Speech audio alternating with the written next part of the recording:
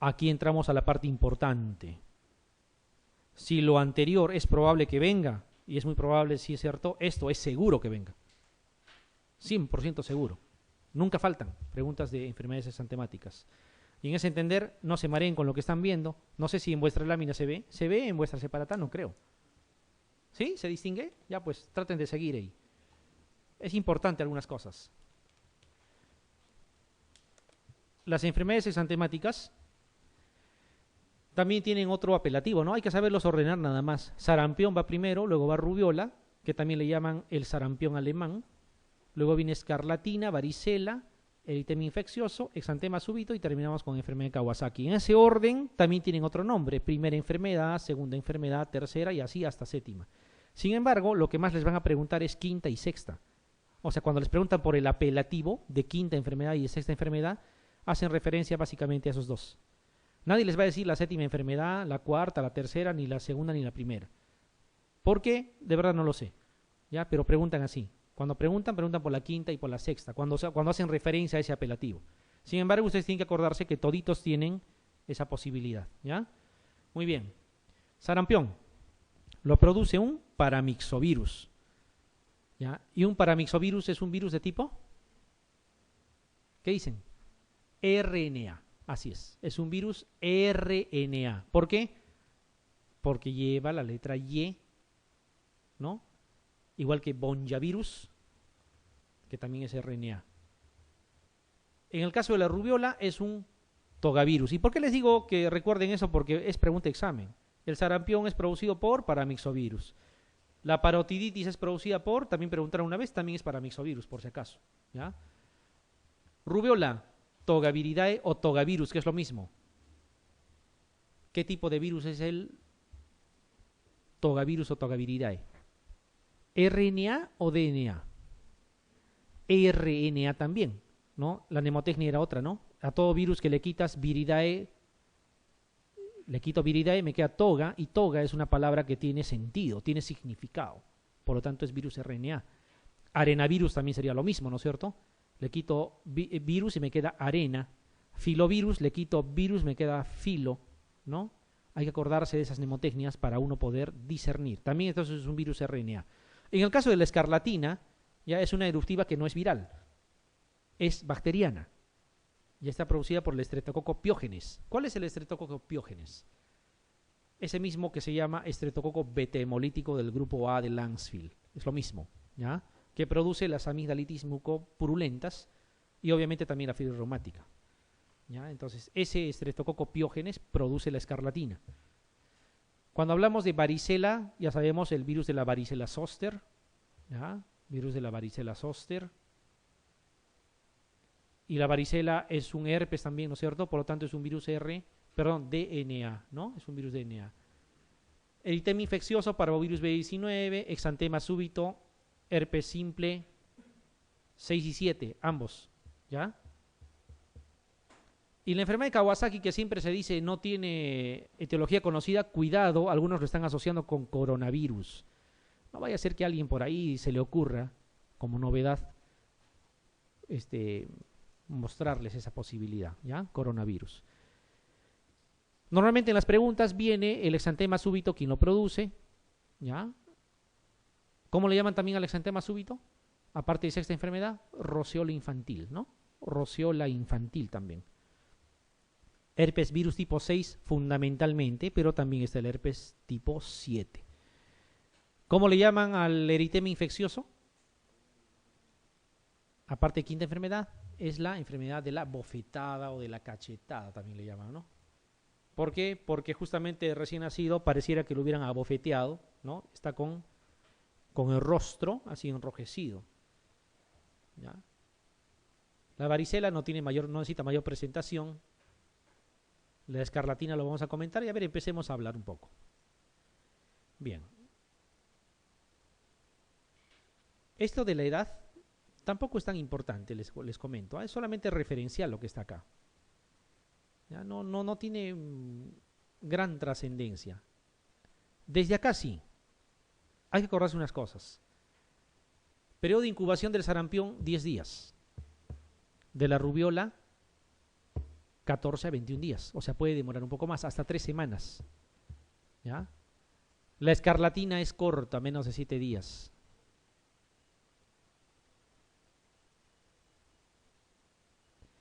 En el prodromos, ¿qué cosa es prodromos? Prodromos es cuando ya existen manifestaciones clínicas, pero inespecíficas. ¿Ya? Inespecíficas. Por ejemplo, que alguien diga, yo tengo fiebre, tengo cefalea y malestar, está bien, pues, pero yo no sé, eso puede ser cualquier cosa. Prodromos. ¿Ya? Prodromos. Miren, en el caso del sarampión, lo que más les pueden preguntar es esto que está acá con mayúsculas, las manchas de Koplik. Porque las manchas de Koplik es exclusividad del sarampión. ¿Ya? Manchas de Koplik. Porque fiebre, no creo que les pregunten pues cuál de las exantemáticas tiene fiebre. Fiebre puede tener cualquiera. ¿Ya? Las manchas de Koplik, acuérdense por favor, ¿ya? Manchas de Koplik. Vamos a resumir. En el caso de la rubeola, las manchas de Forchheimer, como dice aquí. Manchas de Forchheimer. En la escarlatina tiene otra cosa. ¿Ya? La escarlatina tiene una forma de exantema que respeta los pliegues. O sea, por ejemplo, en el brazo puede estar todo afectado, pero la parte del pliegue no. ¿Ya? La parte de los pliegues inguinales también. Los pliegues axilares también respetados. ¿Ya? Cuando uno presiona un instante y retira la mano, deja la huella de la mano ahí, ¿no? De otro color. ¿Ya? Eso es en el caso de la escarlatina.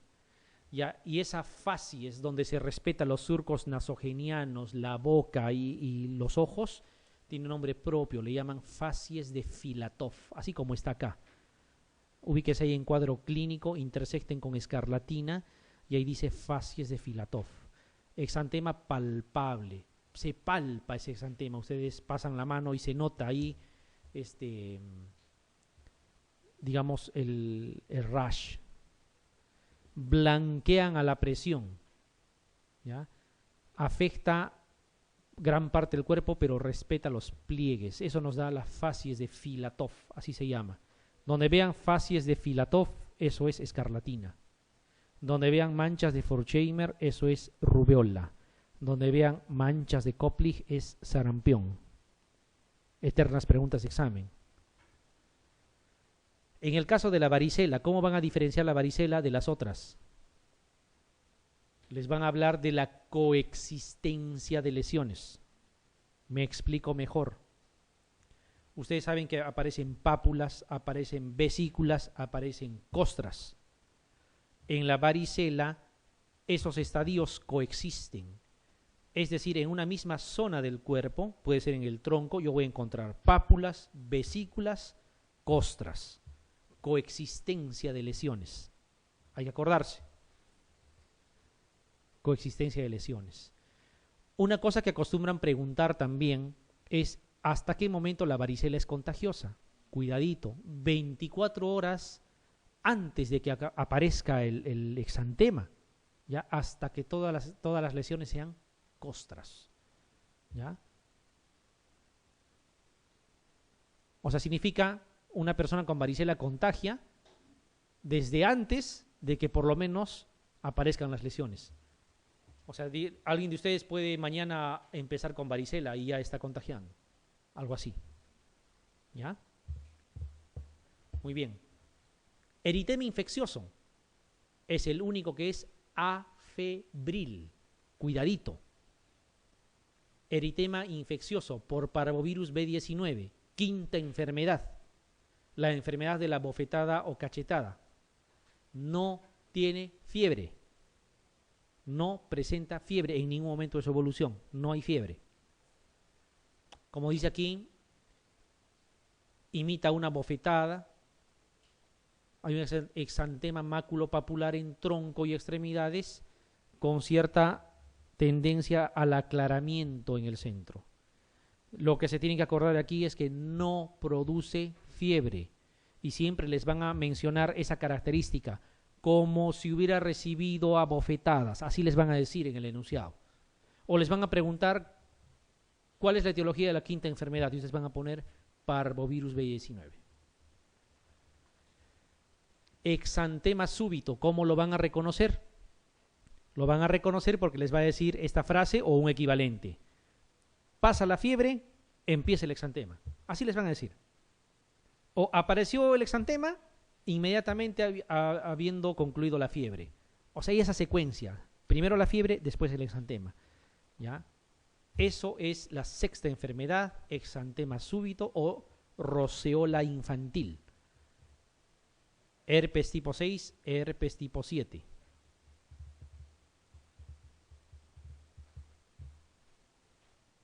¿Y cómo vamos a reconocer la enfermedad de Kawasaki? La enfermedad de Kawasaki es prácticamente una vasculitis, ¿ya? Tiene ciertas características, hay criterios de diagnóstico, ¿ya?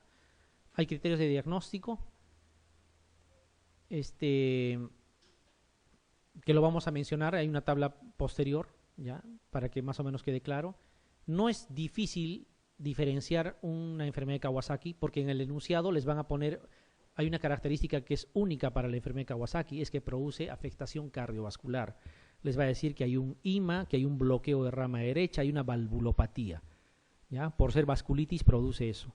Entonces, una enfermedad exantemática con afectación cardiovascular, enfermedad de Kawasaki. Una enfermedad exantemática que les digan, pasó la fiebre y apareció el exantema, exantema súbito, sexta enfermedad o roceola infantil. Una enfermedad exantemática que les digan que no hubo fiebre, o basta que les mencionen que hay en el rostro del niño como si lo hubieran abofeteado, es eritema infeccioso. Una enfermedad exantemática que les digan que las lesiones coexisten, o sea, hay pápulas, hay vesículas, hay costras, varicela. Una enfermedad exantemática que les digan, tuvo faringoamigdalitis purulenta, ya le está diciendo de estreptococo. Que les diga que se respeta los pliegues, áspero al tacto, escarlatina, ¿ya? Una enfermedad exantemática que les hable de adenopatías retroauriculares pequeñas, bilaterales, eso es rubiola, ¿ya? Para que lo diferencien de sarampión, porque en el sarampión les van a hablar de las manchas de Koplik, y si no les hablan de las manchas de Koplik, les van a describir las manchas de Koplik, ya vamos a describir en una figura, ¿ya? ¿Queda claro las diferencias? No hay forma de confundir cada cosita con su parámetro, y van a ver que sí le vamos a dar a toditas las preguntas. Bien, ¿qué más debemos acordarnos? Tratamiento, ¿ya? Si somos claros en tratamiento, en concreto, prácticamente para sarampión y rubiola no hay tratamiento. Claro, acá habla de gamma globulina, ¿ya? Pero no lo consideren como tratamiento. ¿Ya? En el caso de la escarlatina, sí, porque la escarlatina es bacteriana, es estreptococo beta hemolítico. Por lo tanto, penicilina. ¿Ya? Se habla de penicilina oral por 10 días. ¿Ya? En nuestro medio podríamos usar amoxi o fenoximetilpenicilina. La fenoximetilpenicilina es la megacilina, ¿no? Pueden usar eso o pueden usar amoxicilina, funciona bien. ¿Ya? En el caso de la varicela, para los casos severos, se puede usar, ¿qué cosa? Aciclovir. ¿Ya? Se puede usar aciclovir, sobre todo en situaciones de severidad, pero no es tampoco el común denominador. ¿Qué es lo principal que puede pasar en la varicela? Que se puede sobreinfectar. ¿Ya? Como no tiene tantas lesiones que se denudan, se puede sobreinfectar.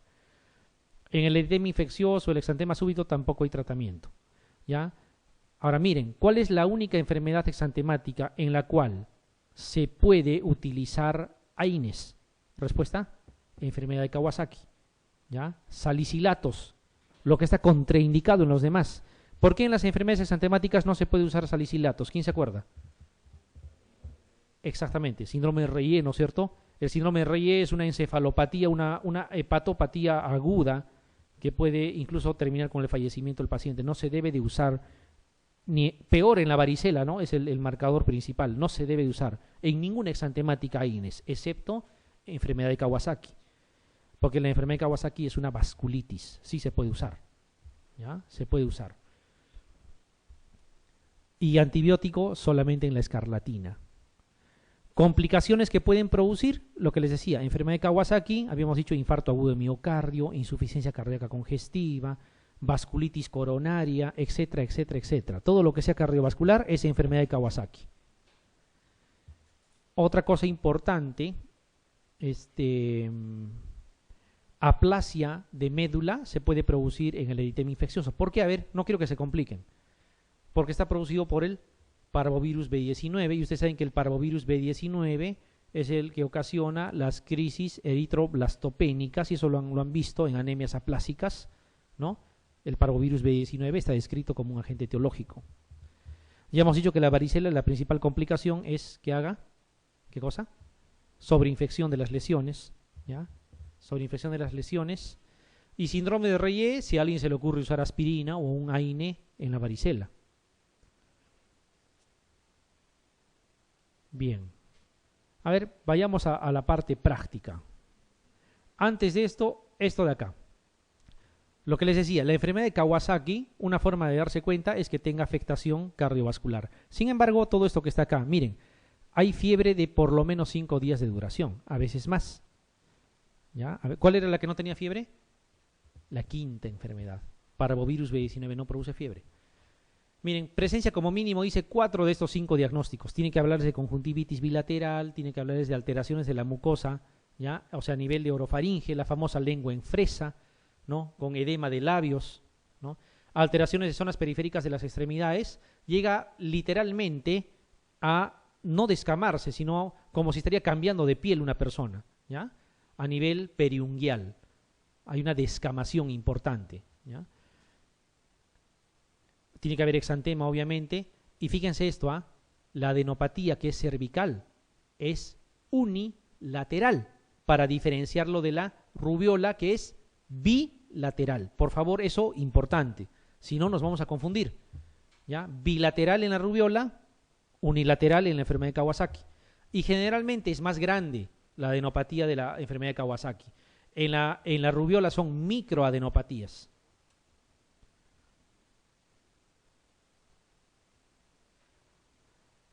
Ahí está lo que les decía, descamación, ¿no? Descamación, ¿no? Un cambio de piel prácticamente, periunguial sobre todo, ¿no? Aquí hay lesiones, ¿no? A nivel de labio, lengua en fresa, edemas, ¿ya? Fácil para el caso de la enfermedad de Kawasaki. A ver, vayamos a responder. Dice, ¿cuál es la enfermedad caracterizada por un periodo de incubación de 1 a 2 semanas, fiebre alta por 3 a 4 días y exantema maculopapular generalizado de corta duración? Y aquí viene lo interesante, hasta ahí no hay nada, ¿no es cierto? Hasta ahí no puedo definir bien. Que aparece al ceder la fiebre, sin descamación ulterior. ¿Cuál era el exantema que tenía esa característica? O sea, desaparece la fiebre y empieza el exantema. ¿Se dan cuenta? ¿Ya? O sea, no quiero que desperdicien esa pregunta en el examen. Vamos a la siguiente.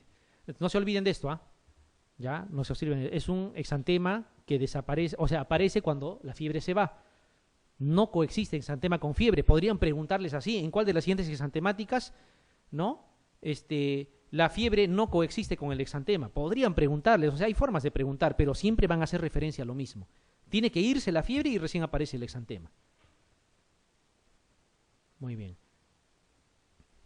Lo que les estoy mostrando acá, ¿qué cosa es? Esto es sarampión. Pocas veces van a ver sarampión. ¿Alguno de ustedes ha visto sarampión alguna vez en su vida? Si ni siquiera yo he visto, usted es peor. ¿Ya? O sea, esto ya fue hace tiempo. En el Perú no tenemos sarampión desde el año 2000. En el Callao fue la última vez que hubo sarampión. Un solo caso. ¿Gracias a qué? ¿A que el Perú avanza? No. ¿Gracias a qué? A la vacunación, doctores. La vacunación nos lleva a esas cosas. Una buena cobertura, pero igual tenemos que estar alerta, ¿no es cierto? Igual tenemos que estar alerta. Incluso hubo un tiempo, eso era cuando yo empezaba más o menos el Serum, de que había un premio al que encontrar un caso de sarampión. Y era un premio nada despreciable, pero no había. Para erradicarlo. ¿Cuál es la enfermedad que se ha erradicado del planeta? Pregunta examen. Erradicado, viruela. Erradicado, no existe. Pero no sabemos para qué Estados Unidos tiene el virus guardado en laboratorio. No sabemos para qué. Si ya se erradicó, se debe destruir. Punto. No hay viruela en el mundo, se ha erradicado, ¿ya? Bueno, eso se va a ver en epidemiología, qué cosa es una enfermedad controlada, qué es una erradicada, porque también podría ser pregunta de examen. Aquí están las famosas manchas de Koplik, estas dos cositas que están acá, ¿ya? Manchas de Koplik. Ahí por el segundo y tercer molar se veía esto, manchas de Koplik. Acá también se ve, pero no se distingue bien, ¿ya? Miren cómo está este niño con su sarampión. Muy bien. Sigamos. Niño de 5 años con fiebre de 39, dolor de garganta desde hace 2 días. Un día después se aprecia exudado purulento en amígdalas. Exudado purulento en amígdalas. Exantema eritematoso en todo el cuerpo. Prurito y lengua roja. ¿Cuál es el diagnóstico más probable? A ver, de todo lo que están leyendo ahí, algo les tiene que llamar la atención. ¿Está bien que les diga exudado purulento en amígdalas? ¿Qué puede significar exudado purulento en amígdalas? Estreptococo beta hemolítico, amigdalitis purulenta. ¿Y qué cosa produce? ¿Cuál de las exantemáticas está relacionado a eso? Así es. Simple, ¿no es cierto? Hay una frase siempre que le sopla la pregunta y eso es para todos los casos clínicos. Esto es amigdalitis purulenta. Cuando vean pus, ¿ya? No es cuando les dicen me duele acá desde hace un año, no, eso no es pues amigdalitis purulenta. Muy bien, y aquí está la escarlatina, miren. Esta es la facies de Filatov, ¿no? Respeta los surcos nasogenianos, peri, bucal, periorbitario también, ¿ya? Esta descamación, esto es de otra cosa, esto es de Kawasaki, ¿no? Lo que les decía, periunguiales en las partes distales de los dedos, se puede ver. ¿Cuál de los siguientes datos no es característico de la varicela? A ver, vamos a ver. Ustedes responden esto. Yo se los leo. Dice, las lesiones aparecen por tandas en un periodo de 3 a 4 días. Las lesiones se distribuyen predominantemente por las extremidades y no por el tronco. El hemograma permanece normal. La neumonía varicelosa primaria es infrecuente. El periodo prodómico suele ser leve y a veces faltan los síntomas. Parece muy complicado. Piensen.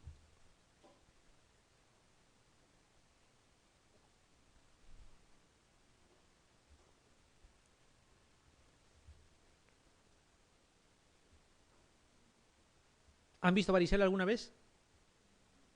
Ya. A ver, de lo que han visto lo más. Ni me digan que no han visto, no les creo eso. De lo que han visto nada más.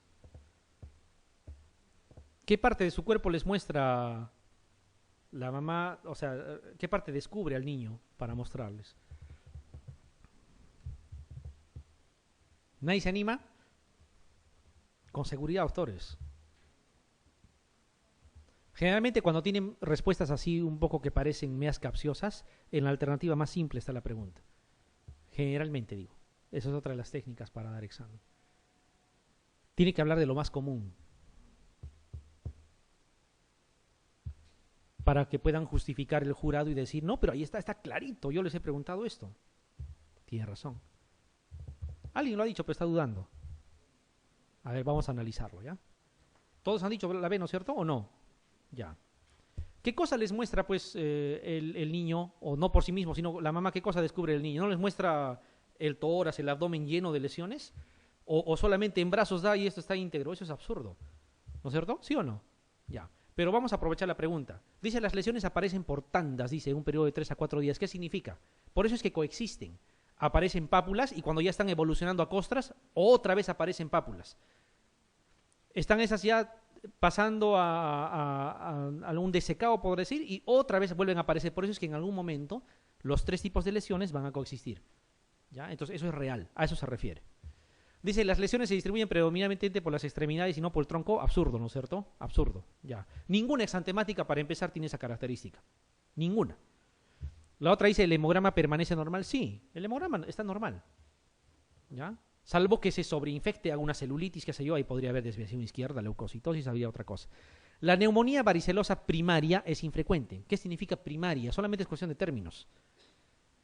Significa que no va a ser problemas dérmicos, sino más bien una neumonía por varicela. Absurdo. Más bien es al revés. Puede haber una neumonía por varicela, pero secundaria al exantema. O sea, primero hace varicela y de ahí como complicación puede venir una neumonía. O sea, se llamaría secundaria. Dice primaria ahí. Y dice, es infrecuente. Está bien. Perfecto, es infrecuente. El otro dice, el periodo prodrómico suele ser leve y a veces faltan los síntomas. Si las manchas de Forchheimer, todo lo demás estaba ahí. ¿Ya? Prácticamente el que no tiene prodromos, el que tiene prácticamente exento de ese tipo de situaciones, hay uno solo, que es, ¿cuál? La quinta enfermedad, que ni siquiera fiebre presenta. Para todo lo demás, por ejemplo, las manchas de Koplik, ¿dónde se presentan? En el prodromos. No es en el momento del... No es el momento de la erupción propiamente. Bueno, quizás sea una de las preguntas más complicadas, entre comillas, porque ustedes sí lo pueden responder. Justo ahí está la coexistencia. Miren, eso se llama, por eso se llama en tandas. Ya está en costra dura, algunas todavía están en ampolla y otras están en máculas, incluso recién. Y aquí se ve mucho mejor en una foto, miren. Pápulas, máculas de algunos, costras, ¿no? Coexisten. Esta es otra pregunta del año 2005, creo. ¿Cuál se conoce como sexta enfermedad? Así puede venir, lo he dicho, o la quinta o la sexta les van a preguntar. Pero ustedes tienen que acordarse de las 7. ¿Cuál es la sexta? Esa que produce, que pasa la fiebre y aparece el exantema. Exantema súbito, que es lo mismo decir rociola infantil. ¿Ya? O sea, la alternativa C.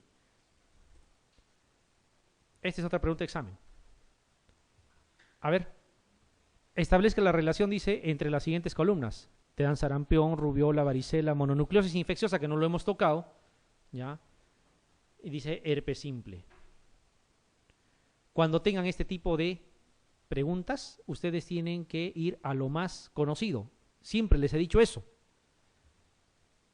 Vayamos a ver aquí, de frente. Manchas de Koplik encontré. ¿Estamos de acuerdo? ¿Eso a qué pertenece? Sarampión, o sea, A y 5. Vamos a ver. Uno solo. ¿Cuál es la alternativa? Se acabó. Así me tienen que responder. ¿Ya? Sin embargo, vamos a verlo. Dice rubiola, manchas de Forchheimer, ¿no es cierto? Lo que habíamos comentado, manchas de Forchheimer con rubiola, varicela, ¿con qué cosa estarían? Lesiones simultáneas en distintos estadios, ¿ya? Herpes, vesículas pequeñas sobre base eritematosa y mononucleosis infecciosa sería linfadenopatía generalizada más esplenomegalia. Pero miren, para no confundirse, y eso siempre tienen que ver en un examen, si tienen la respuesta, olvídense de lo demás, es la respuesta. Nadie les va a calificar en cuánto tiempo lo han respondido, nadie les va a calificar si es el resultado de haber leído o de haber champeado, es cuestión de que marquen, nada más. A ver, niña de 4 años presenta febrícula, cefalea y coriza. 3 días después le aparece un exantema facial homogéneo, como una bofetada. Ya les he dicho, les van a poner en el enunciado. ¿Cuál era la enfermedad exantemática que simula una bofetada? La quinta enfermedad o, ¿cómo se llama? Exactamente, eritema infeccioso. ¿Está claro? Ya. Ahí está. Como una bofetada, ¿no? Pareciera que lo hubieran abofeteado. ¿Debería tener fiebre? No. Los enfermos afectos de varicela son contagiosos. Por eso les decía, recuerden eso. Durante el periodo de incubación, dice, hasta 3 días después de la aparición del exantema, mientras existen vesículas, desde 24 horas antes de la aparición del exantema hasta que se han encostrado todas las lesiones. Desde que aparece el exantema hasta que desaparecen todas las lesiones costrosas. Desde una semana antes hasta una semana después de desaparecer las costras. ¿Qué dicen? Exactamente, doctores, nada que discutir. Un rash eritematoso difuso que blanquea la presión con múltiples elevaciones puntiformes cutáneas, o sea, áspero al tacto, ¿ya? Palidez peribucal, o sea, respeta esa zona, y estriaciones lineales con confluencia petequial, dicen los pliegues cutáneos. ¿Es indicativo de qué? ¿Cuál era esa enfermedad eruptiva que marcaba diferencia en los pliegues a nivel peribucal? Incluso le llamaban facies de Filatov. ¿Qué van a marcar? Así es. Pero no les escucho bien, o estoy mal yo. De repente he tenido mi citomegalovirus congénito. ¿Estamos de acuerdo, doctores? ¿Todos? ¿Escarlatina? Ya. Les hago una pregunta. ¿Me van a desperdiciar ese tipo de preguntas en el examen? No creo. Además se viene de repaso todavía. Ya, aquí está, ¿no? Más o menos viene así. Esto suena como alto relieve. No sé si han visto escarlatina alguna vez. ¿Ustedes palpan? Parece un alto relieve.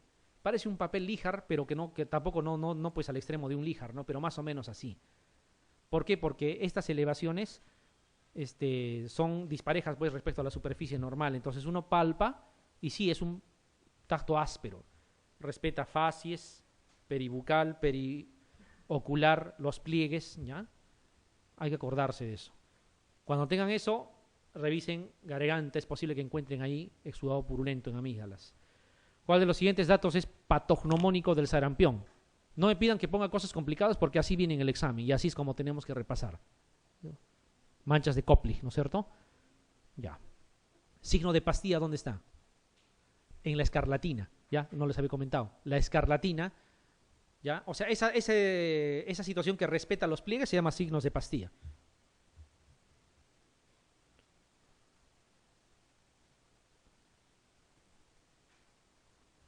No se olviden de esto, ¿ah? Ya hemos dicho. ¿Ya?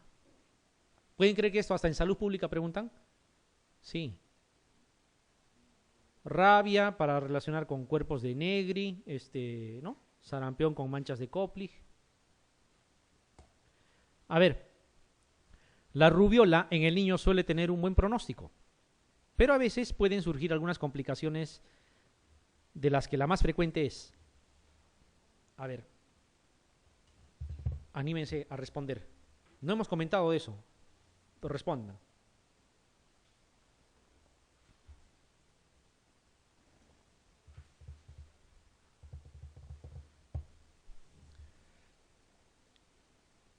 No se los he comentado, pero debe estar incluso en vuestro cuadrito.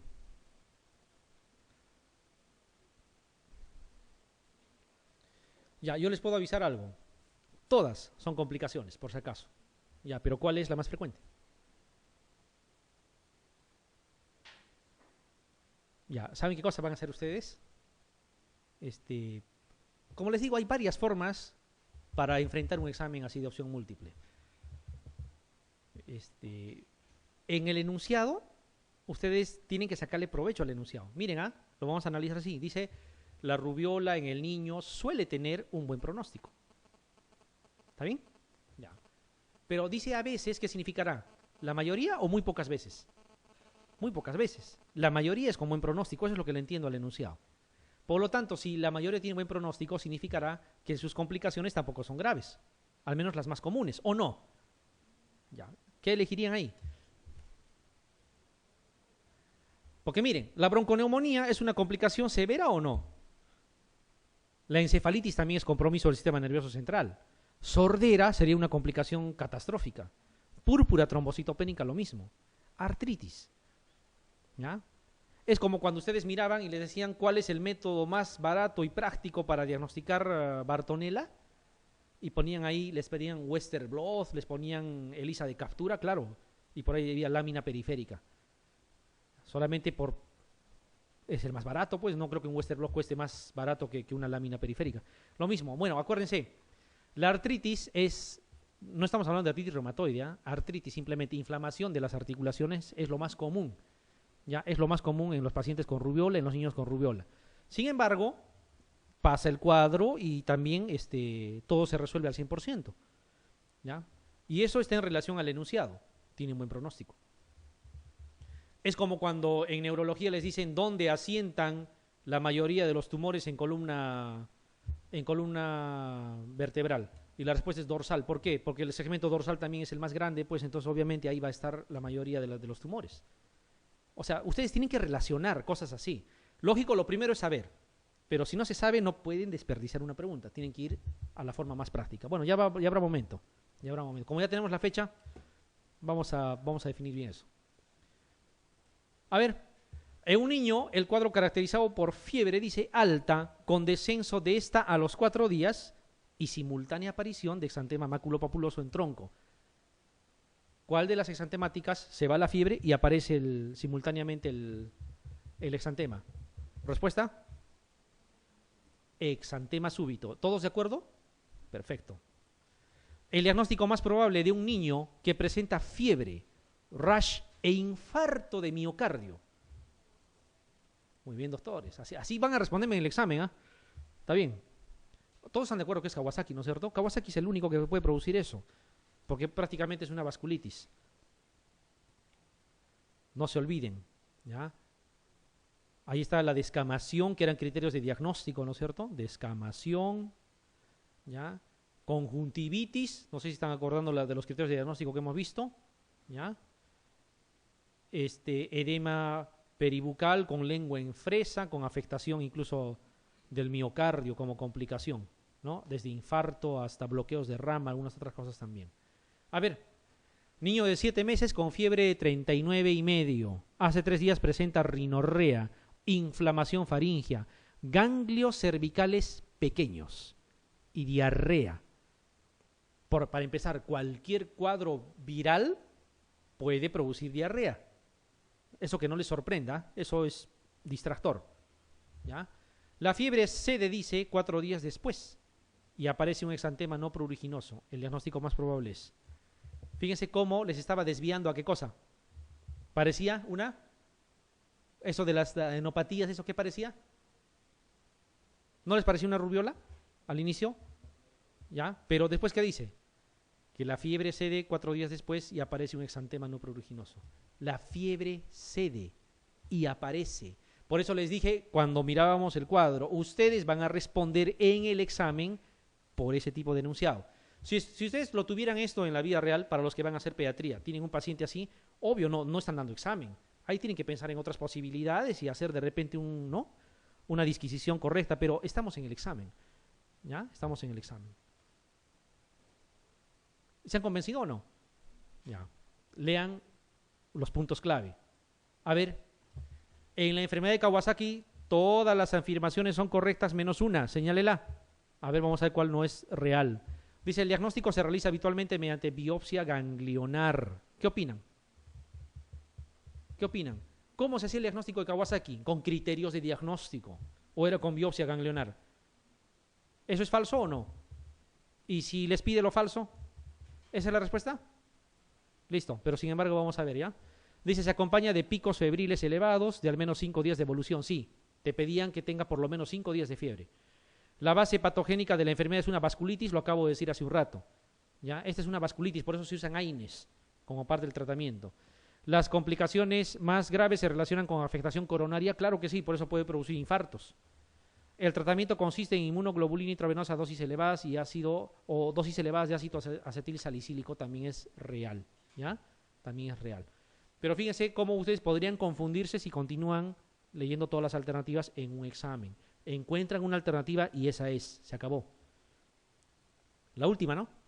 A ver, niño de 2 años con fiebre de 4 días, afectación del estado general, ligera irritabilidad, presencia, de un exantema maculopapuloso discreto en tronco, ¿ya?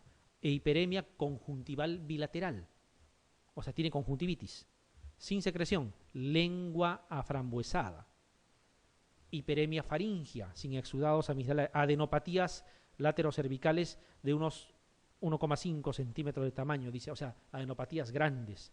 ¿Cuál entre los siguientes es el diagnóstico más probable? Más probable, dice. Fíjense, con tremendo enunciado, les han dado todos los criterios de diagnóstico, ¿o no? ¿Exantema súbito? No. ¿Por qué? Tendrían que decirme, se fue la fiebre y aparece el exantema. No me dice eso. ¿Escarlatina? No, porque dice que no tiene secreción purulenta en amígdalas. ¿Rubiola? Alguien podría pensar por las adenopatías, pero miren, 1,5 centímetros es grande. ¿Ya? Mononucleosis infecciosa no viene así. La mononucleosis infecciosa es adenopatías con fiebre, ¿no? Nada más. Y otro que no se presenta la mononucleosis pues en 2 años. La mononucleosis es para los niños, por los que están saliendo de la niñez a la adolescencia generalmente. ¿Qué van a marcar acá? Así es, Kawasaki. ¿Se entendió? Ya, doctores. Nos vemos.